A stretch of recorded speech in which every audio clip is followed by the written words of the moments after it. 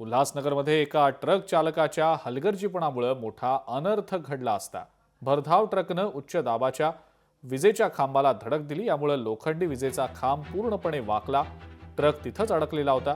उच्च दाबाच्या वीज वाहिनीच्या बाजूला अनेक गृहसंकुलं आहेत, त्यामुळे या विद्युत वाहिनीचा धक्का लागून जीवितहानी होण्याची शक्यता होती। मात्र महावितरणला तत्काळ याची माहिती दिल्यानंतर महावितरणनं वीज वाहिनीतला विद्युत पुरवठा बंद केला। ट्रक चालकाच्या हलगर्जीपणामुळे मोठा अपघात घडला असता मात्र सुदैवानं तो टळला।